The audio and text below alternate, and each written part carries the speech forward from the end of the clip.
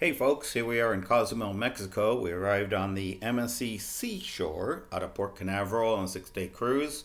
Decided to book the clear kayak and snorkel tour, drink and snack included. Very organized getting off the ship. They directed us and walked over to some waiting taxis for us. There's only about 18 of us. And they took us through town about a 20-minute drive. And Pedro was on board with us in the cab and directed us as we arrived at the UVAS Beach Resort. Seemed fairly inclusive, had a variety of gear to rent, restaurant, pools, bathrooms, showers, and such. Our tour, of course, included snorkel gear and clear kayaks.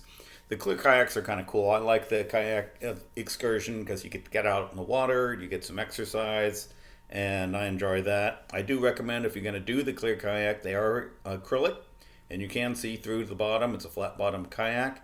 But bring a rag or a chamois or something so you can wipe the water off of the top side of the kayak bottom so you can actually see something. And the water is clear enough you can make things out. Pedro was nice enough to pull up and point things out, cenotes, fish, portions of the reef and coral that was growing back after the last hurricane. But the best part I like about it is the snorkel. Get up and close with the fish. And in fact, these fish were not camera shy.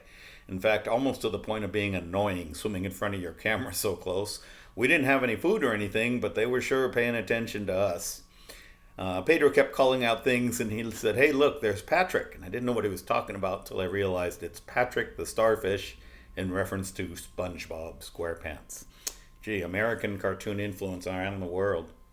But then after that, we continued to look at the bottom, and he pointed out this critter is a stingray. Well camouflaged in the sand, see him right there with his tail. Now we stayed floating at top. I didn't want to get anywhere near the barbed tail there. Not a big one, but still don't want to play with fire there. Once he saw our shadows, of course, he started swimming back underneath. Other sea life, and this one stands out, not camouflaged at all, and this is the parrotfish.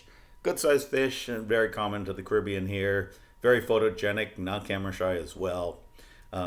Cool pictures, like getting all the sea life and the fish down the bottom, especially here in the crystal clear water.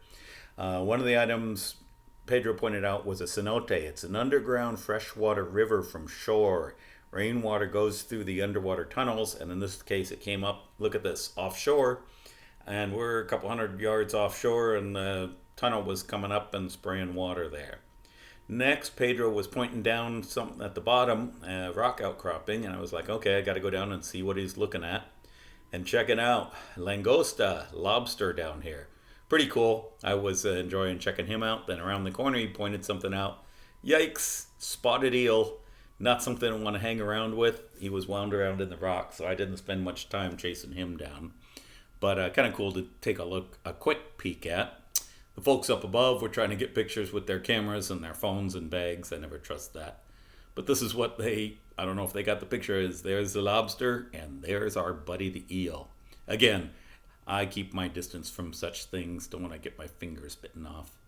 And then here we go, is another cenote in the ledge, and check out all the fish hanging out here. I guess they're at school today. And they're hiding out, safety in numbers, I guess, from predators. We went ashore for our drink and snack, and it was a margarita or beer or water, soda, and a fruit bowl. The resort has some nice pools. This is taken in the morning before it got too crowded. Of course, by now it was a lot of people in there because a lot of tours come through here. They have shops and such there as well, showers and bathrooms. But it was taxi time back to our ship, 3.5 hour, 4 hour tour ashore. Plenty of time, lots of fun.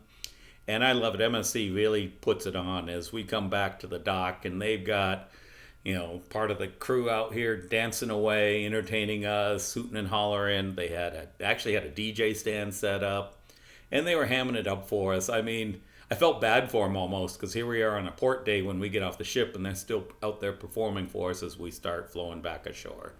And there's DJ Sample, I think it is, and we're just having fun. They're hamming it up again.